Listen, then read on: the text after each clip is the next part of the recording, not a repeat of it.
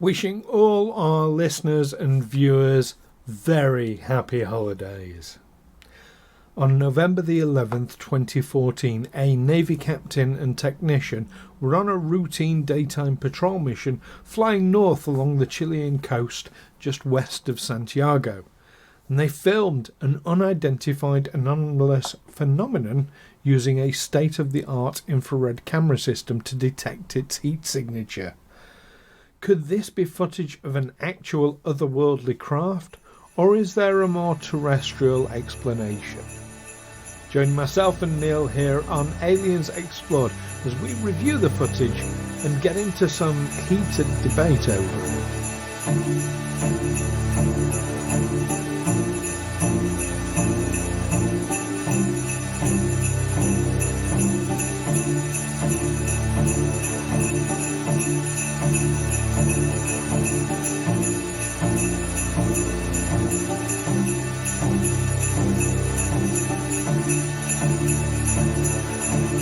Aliens Explored is a weekly podcast exploring famous and obscure cases of UFO sightings, alien abductions and other strange events from both a believing and a sceptical perspective whilst keeping an open mind. I'm Stu Jackson, a professional actor and amateur ufologist with a particular interest in the crop circle phenomenon. I'll be debating that otherworldly visitations are real. The truth is out there. And I'm Neil Kelly. I'm a professional actor as well and used to work for the military as an intelligence analyst. I'll be arguing from a more doubtful point of view. I mean, it's all a bit far-fetched, isn't it?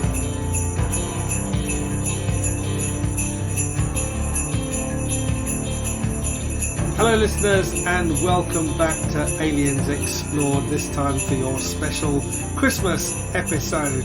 Although the theme isn't particularly Christmassy, but we're looking very Christmassy here. I'm one of your hosts, Neil Kelly. And I'm your other host, Santa Stu. Santa Stu, got your Santa hat on, got your Santa background. The most Christmassy background I could find at short notice when I realised this was, we're going to do a Christmas one. So I've got the Aurora Borealis behind me, so it looks like I'm sat out in the cold. When you're tucked up in the warm with your Christmas tree. With your scarf on. You've got your earmuffs on though. That is the weird thing about working in this industry, isn't it? When you start doing Christmas things months before Christmas. Yeah. You go to shows and you've got to put on Christmas party hats and pull crackers. To give the listeners a bit of a peek behind the curtain, because you and I were going to be very busy during December, aren't we? We are indeed. Yeah, we both got our commitments. And creeping into November as well. So we're doing these a little bit in advance. It's still October. We haven't even had Halloween yet. No, we haven't. But we know that the minute Halloween is over, 1st of November, All Hallows. Was it All Hallows Day? All Saints Day or All Hallows Eve? Yeah, Halloween is All Hallows Eve. But what's the next day? What's it the eve of? Is it Day of the Dead? It's not like the Mexican Day of the Dead, is it? That's in February. Yeah. Whatever it is. That is the day that all the Halloween decorations come down and the Christmas decorations go up. I don't think there is an interlude. If anything, there's an overlap. I'm usually the one on social media sort of really criticising people for talking about Christmas when we haven't had Halloween. I mean, even in November, although you and I have worked as seasonal characters in November. But yeah, I think towards the end of November, okay. But I rarely put up decorations myself. It's just this is not my house. It's not, well, it's presumably somebody else's house. That's just a Zoom background. That's not what my house looks like at all. Yes, and I'm not really out in the woods in the Arctic Circle. The magic. That is Zoom. Well, as well as going forward in time, though, to Christmas, in this episode, we're also going back in time, back Not to very far back for this one. 2014. Nearly 10 years ago. 9 years ago. 2014. It was November 2014, so yeah, so nearly 11 years then. No, 9 years. No. 9 years. You're the wrong way. Anyway, we're not here to I test can't our do maths. maths, honestly. We're here to talk about some footage that was taken by a Chilean military helicopter in 2014 and was released to the public in 2017. That's correct. Just over 2 years later. Now the Chilean government, I think, they're absolutely brilliant with this. UAP footage, they're very open about. Like, you compare that to other nations, looking at you, America, and ourselves, Great Britain, where UAP footage taken by military in particular is kept very, very secret and not discussed. Chileans are very open about their UFO investigations. UAP. Well, the British government is ludicrously secretive. I mean, even compared to my dealings with Americans, they're far more open than we are. I remember working in Army Intelligence, and we had this manual that was classified secret, not to be taken out of the building, the special secure building that we worked in when I was in training. And we had a Canadian NCO attached to us. And I went to see him in his room, and he had that same book on his bookshelf in his bedroom, completely insecure location, and it was classified restricted. Well, restricted is the lowest military classification. For instance, what's on the menu for lunch in the cookhouse every day is restricted. What time morning roll call is restricted information, even though it's the same every day. So, yeah, everything has some theoretical classification, but yeah, it went from secret to restricted just between two nations.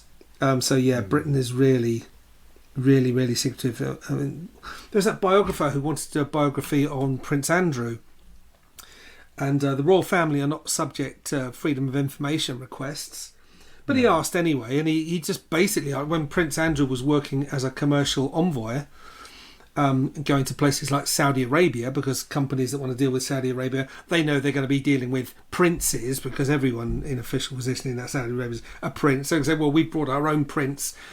So he just asked the question, so basically, can we have some details about what he was doing on our behalf for the taxpayer? And he was told, no, that information won't be released until 2065, which, as always, has anything to do with Prince Andrew, suggests there's something to hide about that. That the answer is he didn't do anything very useful, or actually he was he actually hindered negotiations more than he helped them, or whatever. Draw your own conclusions. But why are you keeping it secret? Yeah, that's my thought anyway. But so the British government is very secretive. But yeah, the Chileans they made this footage available. And what it is, it's infra-red footage of what looks like two blobs joined together, two black blobs in the sky. And then at one point it releases a long black trail which hangs in the sky. Yes, the plume. Yeah, it wasn't visible to the naked eye, only through infrared. And it was at 2 p.m, wasn't it? So just to clarify, because that could be misinterpreted.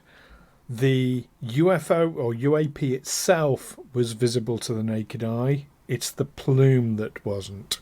No, I understand nothing was visible to the naked eye. Oh, I thought these blobs were. No, they weren't. They show up on the optical. So it said it's inexplicable objects in the sky. This is a report from the Skeptoid. They're saying it's first spotted on the infrared camera. Estimated it was travelling west-northwest and was some 35 to 40 miles away, though they had no instrument readings on it. Local airports also reported no radar contact. The pilot tried to directly hail the object but received no reply. Okay. Let's just take it one bit at a time. So, okay, you've got the military helicopter who was on manoeuvres, on patrol, in fact, near Santiago, which is the Chilean capital. Just off the coast, yeah. So we're talking They north. were just off the coast. So so they were west of Santiago. Mm-hmm. This was the 11th of November 2014. Yeah. Like I say, military helicopter. They were using what was then very new technology, forward-looking infra-red cameras, or what we now call FLIR cams. Now, literally, so in the space of time it's taken since that was groundbreaking new technology. I can literally on my iPhone get an add-on that turns it into a FLIR cam. The technology is that's how fast the technology's moved. Okay. Now the particular aspect of the infrared element of it is it detects heat, and it can detect heat at a great distance. Like you say, this was estimated to be sort of 35-40 miles away, this object, and it still showed up really clearly as a heat object. Now that means it was putting out a tremendous amount of heat. And indeed the fact it showed up as a black, really clear black blob, as it were, that means it must have been incredibly hot. I haven't found any estimates as to what heat it must have been, but to be detectable at that sort of range, that's not it's not a warm object. You wouldn't want to touch it. Let's put it that way. Okay, but anything you find on a fighter plane, it needs to identify and target objects that might be 50 or up to 100 miles away. Mm-hmm. So they will fire a missile. I guess they will pick it up on their radar and fire a missile, and the missile will eventually pick up the heat signal and home in on that. So initially, I guess initially a missile is fired blind in the general direction, and then relies on its own sensors to pick up a target. That's as I understand it. Not necessarily the right target. Which is how, unfortunate situations do occur. Now, interestingly, though, this particular object, or possibly two objects, it's really hard to tell, did not appear on radar at all. Yeah. The helicopter crew tried communicating with it, and by that I can only presume they tried radio contact with it. Did not get a response. But they tracked this thing. They tracked it using their FLIR cam. Now, this FLIR cam, they could switch back to optical, and this is where we have a discrepancy in our reports. No, as I understood it, the object itself was still visible as a glowing orb, or on the infrared camera, but not to the naked eye. On the optical version, when they switched it from infrared to optical, then it vanished. It was they only had the only video footage. I like the way they it's on YouTube and they've set it to music. But that wouldn't be the Chilean government. That wouldn't be the Chilean government, no. But let's say it's been released. Somebody, some YouTuber has put music to it. Yeah. Well, it definitely twice it emits a plume, and again, because this shows up really clearly on the infrared, it's of something that is heated. This is out over sea, so it's again west. So the helicopter was west of Santiago, off the coast, and this is west again, so this is further out to sea. Twice it emits this long plume of it looks like a bit like a plume of smoke, I suppose, doesn't it? It looks black on that footage, Which means it's hot. Yeah. Yeah, I guess if it's steam, yeah, it probably is. That's been emitted from a jet engine. Then steam probably or hot gases of some description. Yeah, absolutely. The object was moving pretty much the same speed as the helicopter, so they know that was 130 knots. Now, I was going to do a conversion of knots to miles per hour or kilometres per hour. There's not much difference between knots and miles per hour, is there? I mean, it's is there not?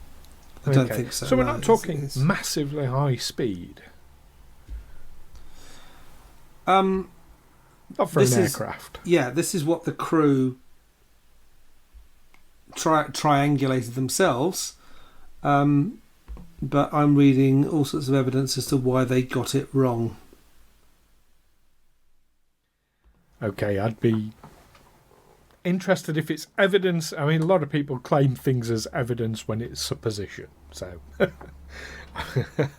always hesitant with the word evidence. There's a lot of evidence. Is facts and statistics. Yeah. If the crew noticed it was moving at approximately the same rate as them, I would take that.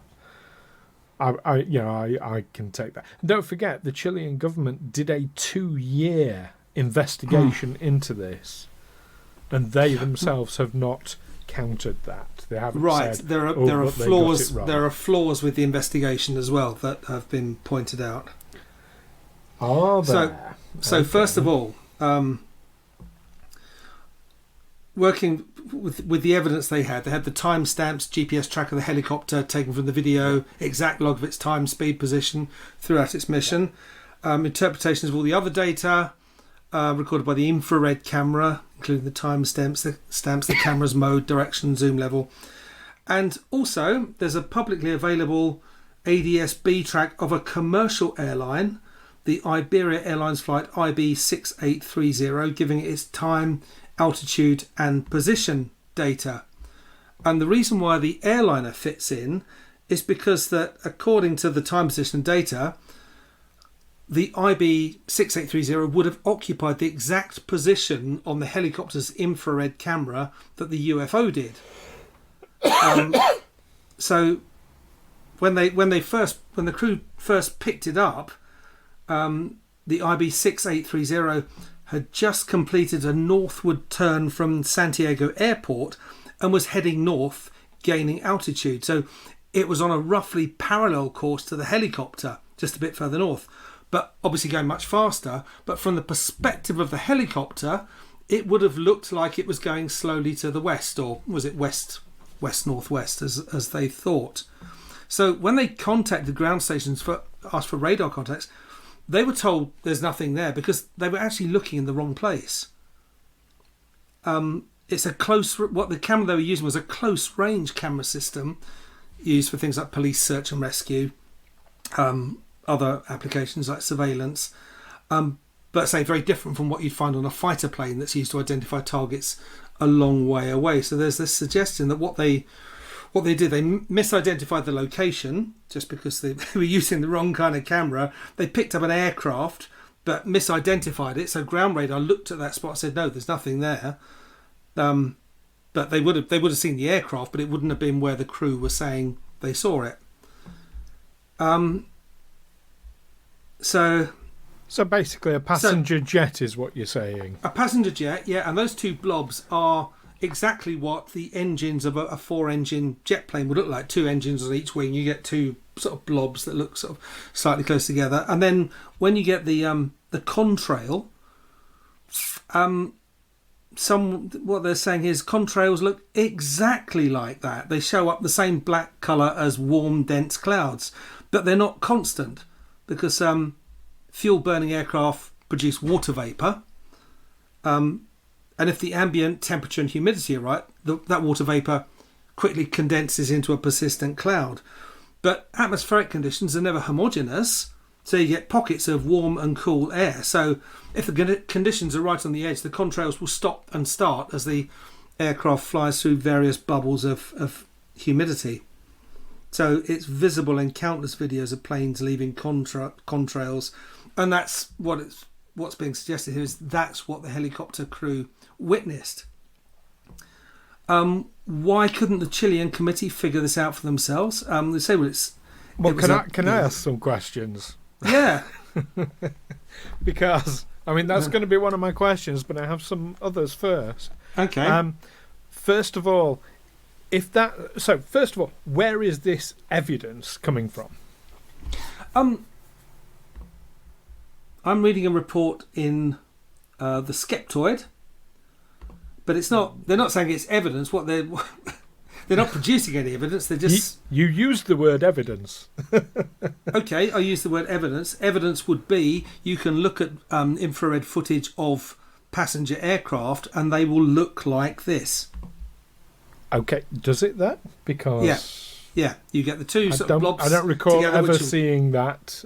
Which will be the engine or two engines on each wing, and the contrails, which will be sporadic because when the conditions are different, you don't really see a contrail, and then it will fly through a bubble of humidity, and you'll see a contrail. Because it's not only the engines that get warm; the fuselage itself is warm as well. It has to be, otherwise the people inside would freeze. So why are we not seeing the fuselage? Well, no, because it's insulated, isn't it? The outside of a plane is freezing.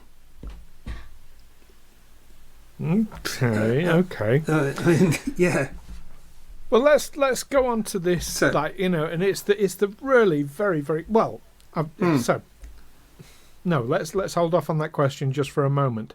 Why didn't, if it was just a commercial passenger jet, the Chilean military pilot, why didn't they identify it as such? Because you'd have thought, these are highly trained individuals. You would think, it's inexcusable for people to be so unfamiliar with common infrared signatures generated by everyday aircraft that they wouldn't have recognised them.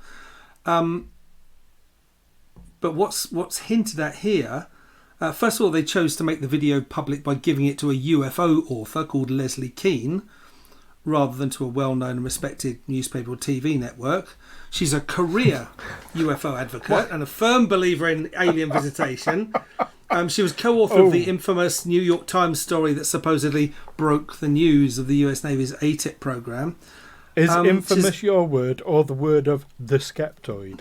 The word of the Skeptoid. So, according to the this anonymous troll on the internet. According to the CEFAA's website, the Chilean Commission for the Study of Unidentified Space Phenomena is a purely civilian amateur UFO group going back some 50 years, based in Santiago.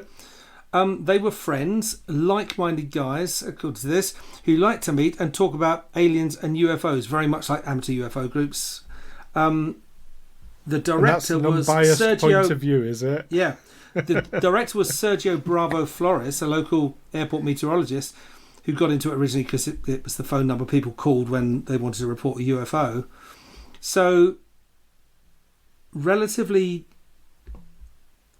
basically what they're saying is this wasn't handed to a committee of experts. It was handed to a bunch of guys who were interested in UFOs and would just... disregard anything that would suggest otherwise. Hang on, so because I don't want to go too far down this. Let me just say this final bit. Just in conclusion, it wasn't in quotes the Chilean government so much as it was a small group of UFO enthusiasts who examined it. No, it was a group of scientific experts working for the Chilean government. So, the Skeptoid, which we have, is a rabid disinformation website. Now, I'm not saying there isn't a rational explanation for this Chilean UFO, but that is an incredibly, incredibly biased perspective. They gave it to some UFO amateur. No, this is just because somebody studies UFOs does not make them an amateur, does not make them somebody that you can't, yeah, I think if you're going to release something to the UFO community, releasing it to a UFO expert is a good way of doing it.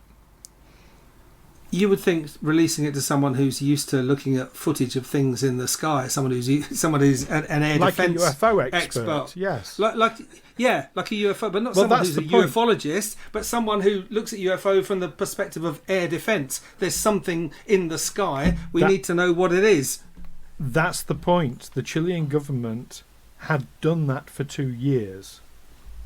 They had air defence experts, military experts, scientific experts, meteorologists looking at this for 2 years and could not come up with the solution. Yeah, because what it's saying here is actually it wasn't that. It was they gave it to a UFO for Leslie Keane. What I'm suggesting is that what it's saying on the skeptoid is... I'm going to choose my words very carefully here, is incorrect. No, what I'm saying is... I'm not going to say it's lying bollocks. That's sort of like, but it's stuff you can check yourself, isn't it? You can look yourself at infrared footage of a commercial aircraft and see if it looks like that. That's fair enough, but what I'm saying is there is a huge amount of spin and emotive language being used from the skeptoid. They are saying things that are actively incorrect, that are untrue. They're saying... They're quite notorious for it. Okay, but, people like Leslie Keane are quite notorious for making claims about UFOs that really don't stand up. She's a UFO advocate and making a believer. Claims or putting forward theories, because there is a massive difference there. And a lot of ufologists will put forward theories that people like the skeptoid will jump on and say, oh, they're saying it's this. No, they're putting forward a theory. There's a world of difference. Yeah, but this is quite compelling. We've gone down a rabbit hole here that I really didn't want us to go down. Okay, so but they're saying... Let's just move away from the skeptoid and what they say, because, yeah. Okay. I'll share some things with you off air, Neil. Okay. I mean, they were... they anyway, didn't... this wasn't... Can we come back to my questions? Yeah, what's your questions? So, my questions are, if it was a commercial aircraft, why didn't they respond to the radio communication? Because if you want to hail a commercial aircraft, you have to hail them directly, quoting their flight number. Otherwise, they'll ignore you. But if you say, there is a vehicle in this vicinity, respond, Well, they're going to say... For safety reasons, they would respond. They would be talking to ground control. They're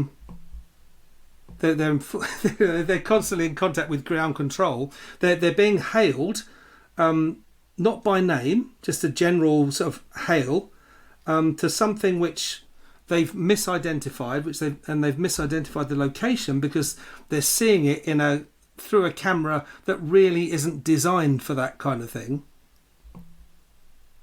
In a helicopter that isn't designed for that kind of thing.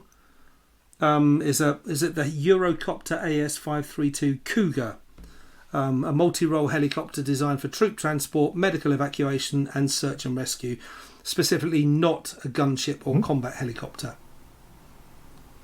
Okay. So they were just flying up the coastline. So going into if combat. You take...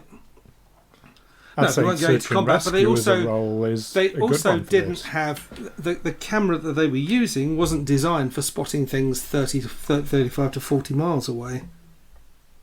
Well, no, it was fairly new technology at the time. And they had no instrument readings on it because actually they'd misread they'd miscalculated where it actually was.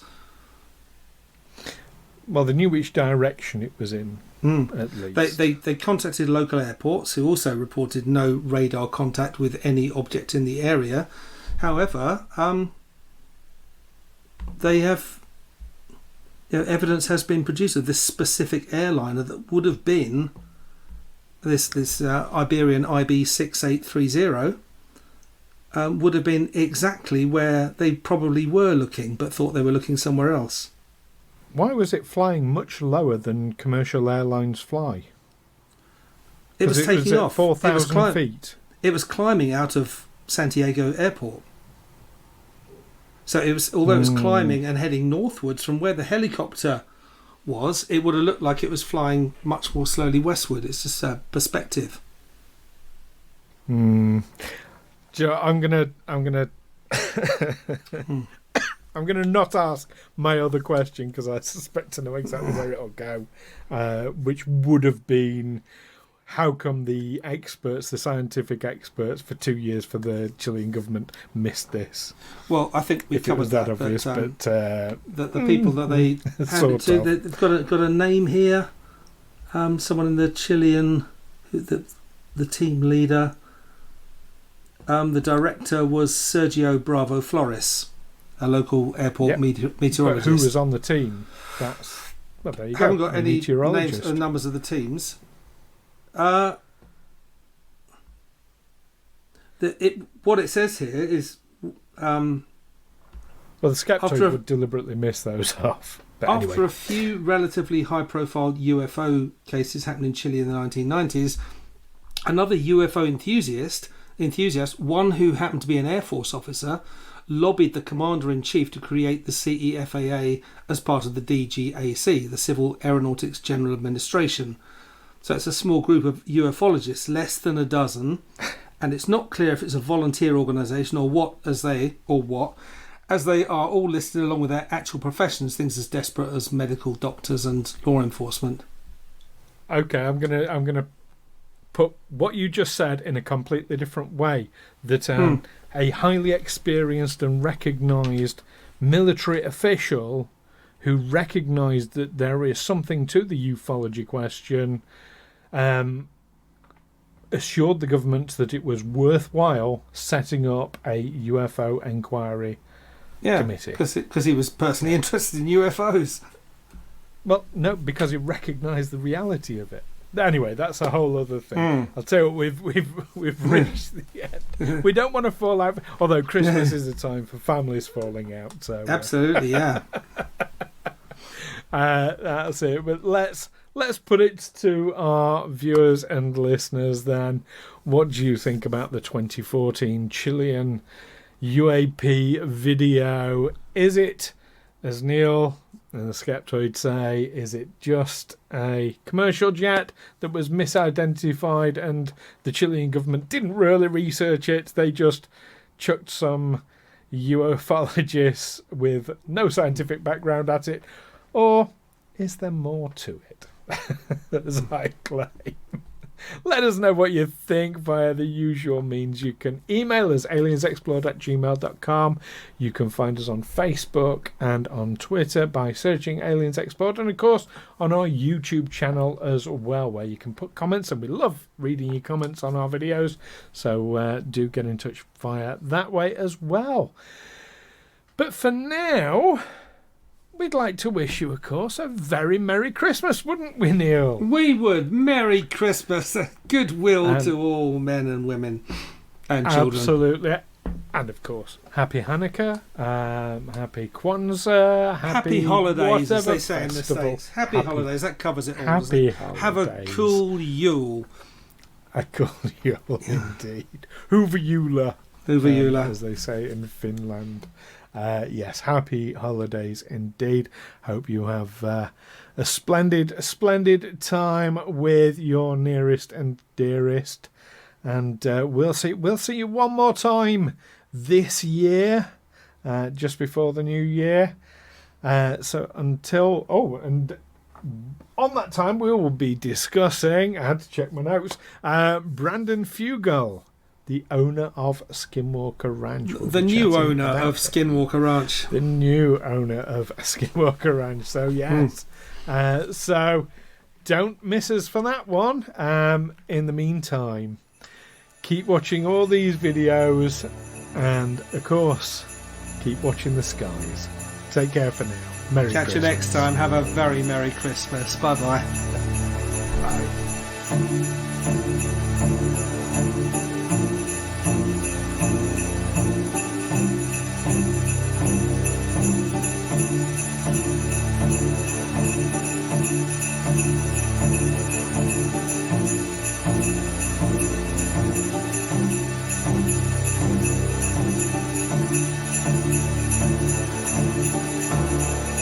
Aliens Explored is a Fecal Films production in association with Juicy Falls. Music by Darren Mafucci and editing by Stu Jackson.